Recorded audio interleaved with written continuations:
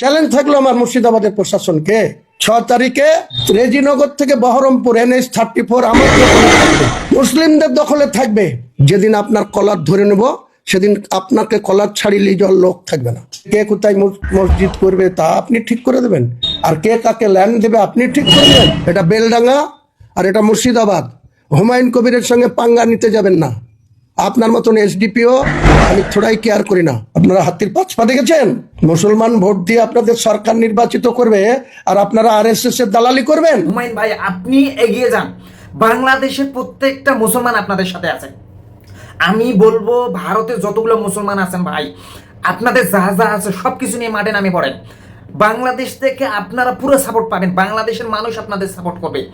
আপনারা মসজিদ না বানানো পর্যন্ত কেউ ঘরে ফিরবেন না, এই নিয়ত করে আপনারা বাসা থেকে বের হন। বাসা থেকে বের হবেন যে মসজিদ যতক্ষণ পর্যন্ত না বানা হবে আমরা বাড়িতে ফিরবো না, এই মন্তব্য নিয়ে আপনারা ঘর থেকে বের হন। আমরা বাংলাদেশের যত মুসলিম আছি আপনারা যতটুকু পারি আপনাদেরকে সাহায্য করবো ইনশাআল্লাহ। আল্লাহ যদি আমাদের সহায় হয় তাহলে অবশ্যই আমরা বাবরি মসজিদ তৈরি করতে পারবো। মুসলমান যদি একবার জাগে তাহলে তারা কত ভয়ঙ্কর হয় তারা একবার দেখবে, তারা দেখতে পাবে এখন মুসলমানরা যদি একবার রাগে তাহলে কতটা ভয়ঙ্কর হয়। আল্লাহ তাআলা আমাদের সঙ্গে আছে, আপনারা এগিয়ে যান ভাই।